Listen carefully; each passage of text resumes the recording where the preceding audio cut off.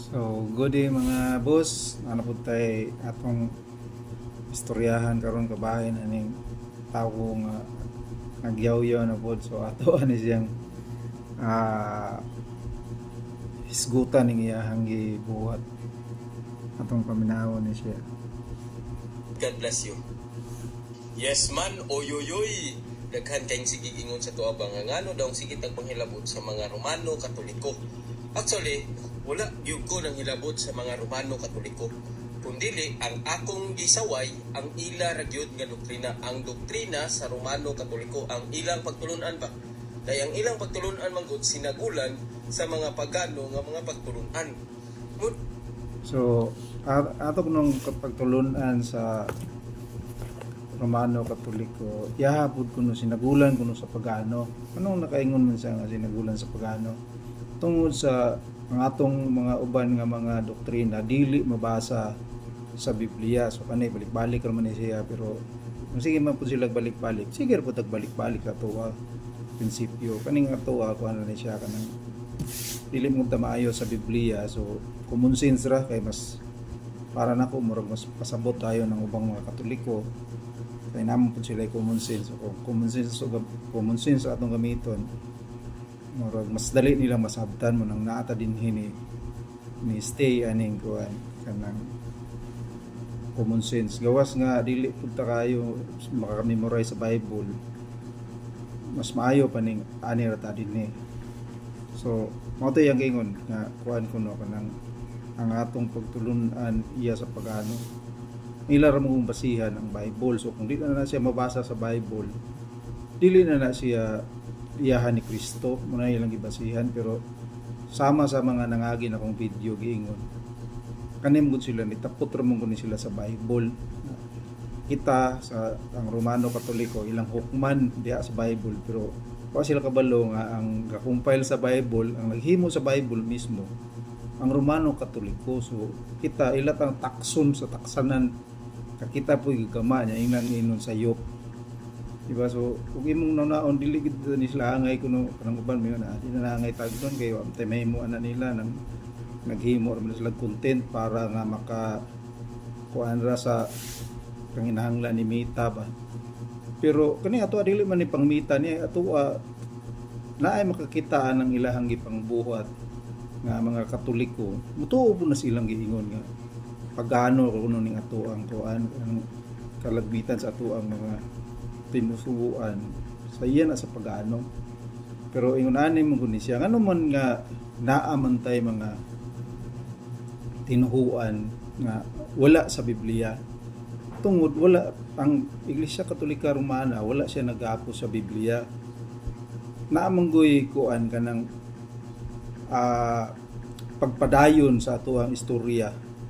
So sa una natong video, atong mga nangaging video na naman ko tayo gisgutan dito nga sa atong common sense ra ang kalibutan doon na siya itulo ka balaang kasaysayan. So katong niagi katong Old Testament dayon karon Bagong Testament katong New Testament. Pero katong New Testament naputol na to siya, kutob to siya dito sa Bible. Dili sa Bible, sa New Testament kutob to siya dito sa pagkamatay ni Kristo hantod pagkatawo ni Kristo hantod pagkamatay ni Kristo. Dito ra to siya kutob ang New Testament. So kinsa man yung mga tawanan nga nagamit ani karon. So katong Old Testament ang unang kasaysayan mao tong mga Hudiyo mo una naputol pud to sila, kutob pud sila sa Old Testament. Nya ang sunod kaning mga Bible alone, tanan nga mga reliyon nga nagamit og Bible alone, muna sila naka-move on to the second stage sa part 2 sa istorya sa kalibutan. Munang naa sila Biblia, pero kung mula pa na pugka sa Biblia, moingon na sila nga dili na iya ni Kristo, mo kuan po na sila dito sa katong mga Judaism ba nga wala pa naabot si Kristo murag ingonana ba. So kitang mga Katoliko tungod kay si Kristo atong sa Mateo 16:18-19 ana nga iyang gitukod ang iyang iglesia dito ningon sa iyang ubanan mao nang kitang mga Katoliko nagpadayon ta sa atuang istorya ba. So ang mahitabo ani ina sa adto na sa kanang final na dito na sa ilang gingon nga bag-ong Jerusalem. Doon na niya ni siya dito kanang kinatibok ang istorya sa nahitabo sa kalibutan. So kung imong tanawon, di ba, dito sa Old Testament, na dito makita nimo dito ang mga kinsa man tong mga tawhana aning mga panahon na sa panahon ni Adan, so katong yang anak gisulti sa panahon po ni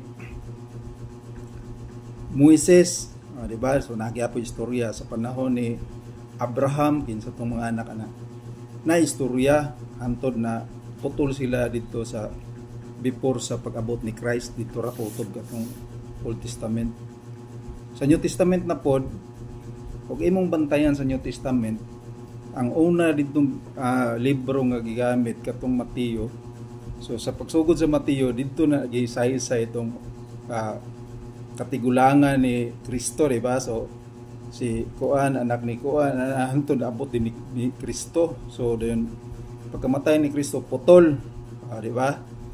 So moingon sila nganong ang ato kuno mga pagtulunan wala sa Bible. Tungod mao man na say continuation kay ningon man to si Kristo nga ubanan ko kamo sa tanang adlaw hangtod mahuman ang kalibutan. So ibot ipasabot. So sa ikaduha nga part sa istorya sa kalibutan, gisaysay dito ang kutay sa mga kutay sa mga pamilya ni Kristo nga naman kay si Kristo ani nga panahon na si Kristo may bida kaning sa second part si Kristo may bida ani kay mo man ni pagpakatawo niya so siya bida ani kitong sa part 1 kitong Old Testament. So ang kuan nato ang bida ato katupang si Kristo nga wala pa natawo so katong si atong gikuan nga Yahweh mo to ilang gingon Yahweh mo pa to bida dito. So ang gikuan dito katong yun sa niya pagbuhat ang kalibutan kinsa iyang mga tawo dismaya siya mga tawo kay kanang magkita gyud ang iyang pagkatawo gyud ba nga mutuman pag ulahi gamay ning kuan sa Ginoo mabali-bali ba. So mo to siya istorya sa part 1. Sa part 2 katong nang natawo si Kristo. So pagkatawo na ni Kristo mao na tong sa sinugdanan gyud sa kuan katong ka Mateo nga libro na dito ang kutay sa mga pamilya ni kuan kanang Kristo niya na dito sa Marisa unsay nahitabo sa Old Testament dira to more 40 siguro to ka inana isa marina dito pud gibutang sa part 2. So sa part 3 ani muni akong panglantaw part 3 sa part 3 ani ang bida ani ang Katoliko na nga simbahan ang katunang gigama ni Kristo, di ba? Wala man to nganli ni Kristo pero pagkawala na ni Kristo nga katunang diha man goy authority ang mga kanang kaparian ang katong mga kadaguan sa kuan kanang simbahan nga gipanguluhan ni Pedro. So na may authority karon nabutang ang ngalan nagiinganlan na siya og kanang yang ngalan karon nga one holy apostolic basta kay mao na siya di kay ko ka memorize ba. So mao na siya mao na bida pagkakaron. So pag-abot na dito sa panahon ako ra ni siyang pangagpas mao na siya una na ditong ibutang gitukod ni Kristo ana muni siya kutay sa mga leader pareho po ditong ka Kristo ba nga kanang katong mga ginikanan nga ni Kristo nga naabot dito panahon na. So kaning ato ni ako nakita ba kung natay mga kutay sa Santo Papa muna na po siya dito yung unang page dito sa kanang mga inana ba dapit sa unang chapter siguro sa kaning part 3 sa istorya sa kalibutan. Mauna na siya po mauna dito nga nitukod si Kristo ding ang una makita nimo dito bakin sa may unang kuan. So mauna siya hantod karon ug hantod na nga panahon nga mahuman ang kalibutan, magkutay na siya. So muna siya bali istorya nga kana bang katapat itong Kristo, kay Kristo may bida. Si Kristo mo'y katong pamilya ni Kristo mo'y gipakita dito hantod na sa sinugdanan gikan ni Abraham, katong gikan ni Abraham hantod dito ni Kristo, dunay kutay, di ba? So kita pod pag-abot ani sa dito sa sunod nga panahon, ako aning biwa mo pa man ko kadungog ani nay gayaw-yaw ingon ani. Pero ako ani siyang personal. Pero tanawa ninyo kung kanang sa common sense ba nga pag-abot dito kay ang bida ni ang Katoliko naman, so muni siya mahabot nga istorya dito niya sa tumoy nga si Kristo nagbuhat og sa wa pa naman tayo si Kristo nagtukod siya simbahan, iyang gibili ni Pedro.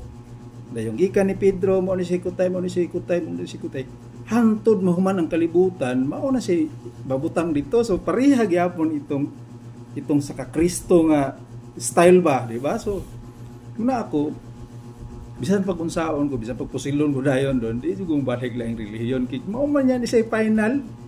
So, pag-abot dito sa katapusan, kinsa man to'y dako-dako itong Old Testament, di ba si Abraham, kay mo itong amahan si Abraham.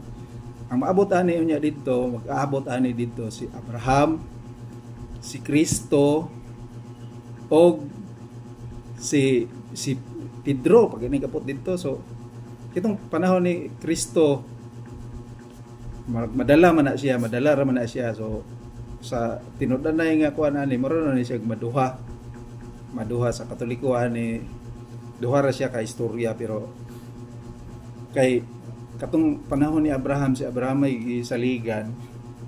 So sa panahon ni Abraham, si Abraham ay magdala itong Old Testament, pero ang si Pedro ani mag-atubang na sila dito.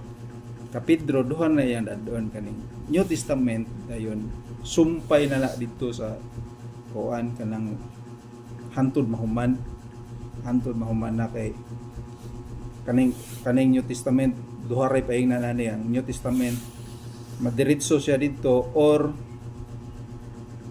sa Katoliko madiretso gina siya kay mao naman to sugod sa kuan. Pero sa ubang relihiyon mo lagi na ang ingon ako nga pag-abot dito pananglitan is di ang iya dadon kito ng Bible mo man ni mga among kasaysayan sa kalibutan. So kutob gikan sila sa Old Testament, abot ra sila sa New Testament. Pero ang atoa pag-abot dito murag kanang kita mo nakadala sa kumpleto nga istorya sa kalibutan, kanang atong gitawag og balaang kasaysayan. Kumpleto na siya mo dala ang Katoliko. So kanang mag-ingon-ingon parehanin nila nga pagano ila ra po nang una. Pero og imo siyang ibutang bag kanang common sense ba, diyan sa nila pagkabalo nga ang ato ang pagtuo iya na dili na iya sa Ginoo, di ba? So usa po na siya sa kanabang imo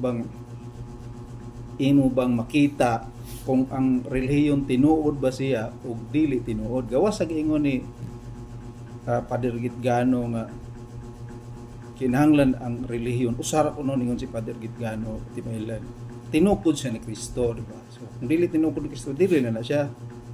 Pero napailain nga ilhanan nga klaro kay ba kay kana gumiyon tinukod ni Kristo, kinahanglan pa ng lalison pa na siya kay mayon man pud sila pud tinukod unya di pud sila mutuo na referensya. So lalisono na pero naay klaro jud kaayo nga kanang dili madinay ba unsa mo ni siya ako apod sa ako ang common sense ba.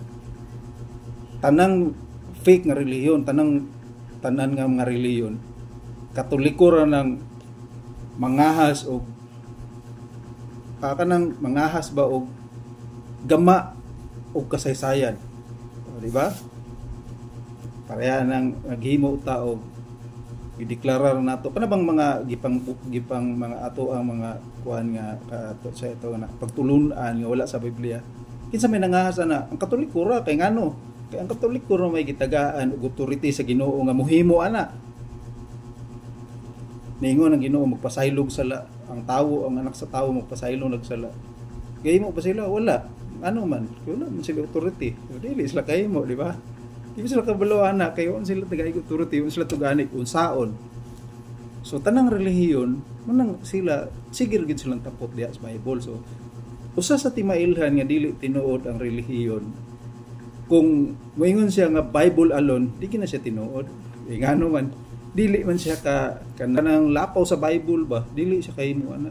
Katoliko ray makahimo ana tungod dunay otoridad ang Katoliko nga mohimo mga butang kay ug unsay buhaton sa Katoliko sa kanang official ba teaching sa Katoliko, tugutan man na dito sa taas.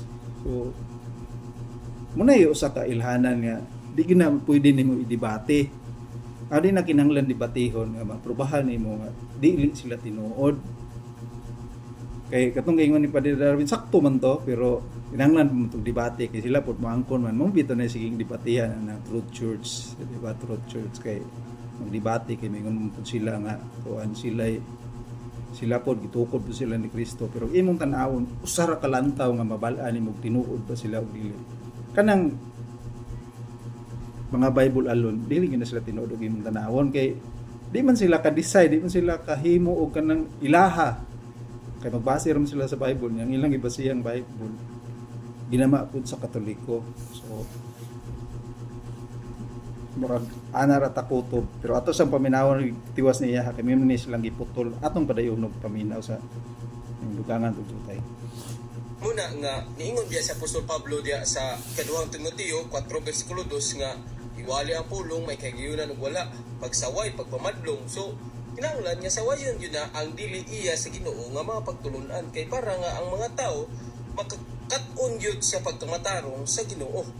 Muna nga ako wala gyud ko nang hilabot sa mga Romano Katoliko apan ang doktrina ra gyud. Usbuna ko ha, ang doktrina ra. I love you. Oh, di ba? Wala silang hilabot, pero ang doktrina ra po yan. Unsa may gibasihan niya na mingon siya nga sayop, di ba? Bible. Unsa man ang Bible? Ihapon sa Katoliko. Mo kamparos. Di ko kasabot na nilang logic ba nga ang nagama sayop. Kanya ang ilang gihimong kanang basihan sa iyang lang gihimong sayop. Ito pong butang ginama po atong nasayop. Mo'y insakto tong gigama, sayop tong nagama. Kamo kuno kung ayuhon na ninyo og una-una. Kani dili ra ningon para ra di sa mga Katoliko.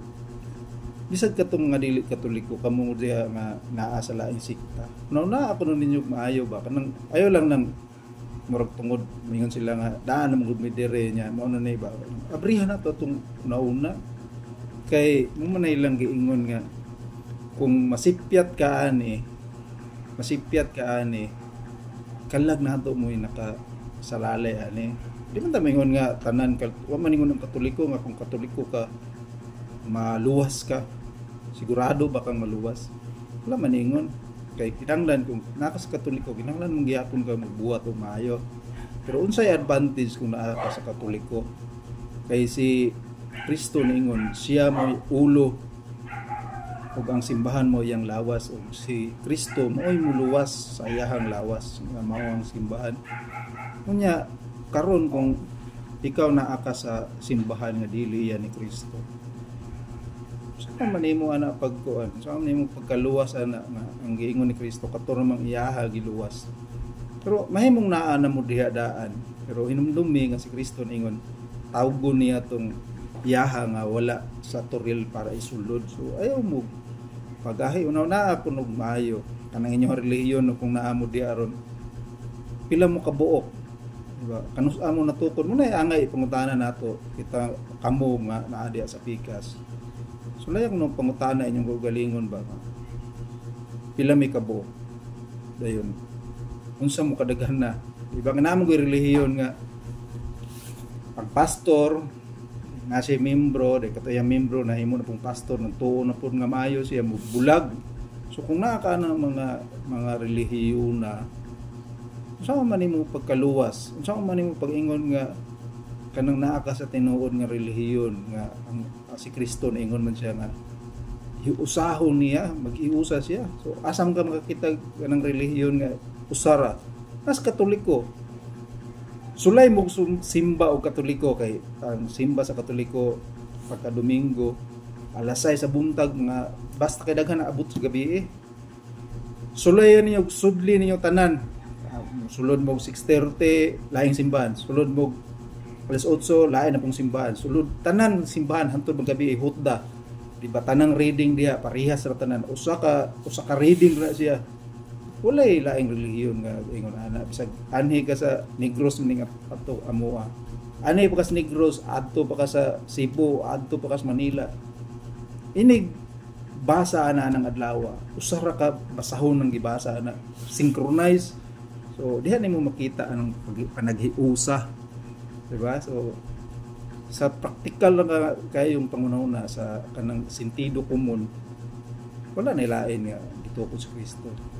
Sa panahon ni Kristo wala ni siya hinganli, pero sa giingon ni Father Darwin Gitgano nga ang Philippine Island naa na wala pa ngalan, ulahi ang paghimo sa ngalan mao nang dili mabasa ang diretso ka kanangalan sa among relihiyon. Pero kung ikaw tinud-anay ka nga kanang nangita sa kamatuoran, kuno na maayo niya, ayaw ka ulaw nga mosulod sa simbahan nga iya sa Ginoo, kay para na sa imong kalag. Kay kung imong ipa kuan ang imong garbo ba nga murag maulaw kang mo balhin sa Katoliko, parihar na gitugutan nimo nga muadto kag kanang di ka mosakay sa simbahan nga gihimo ni Kristo.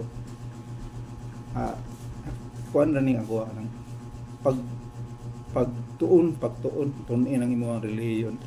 Nya kita sa mga Katoliko, hindi kinahanglan mo balhin kinaana ta dinhi ingon mo balhin parang ma born again, dili muna ang kanang atoa.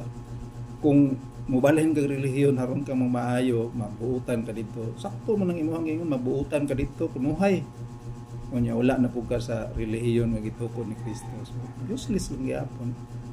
Samot nang kamado kag SDA nga katong ingon sa SDA nga naminaw ra si Ellen G. White, gipakita ra sa tuwas kalibutan. Ayaw ko sige ang imuhang pagkakaroon nga naa ka sa tinuod nga relihiyon. Medyo balhin.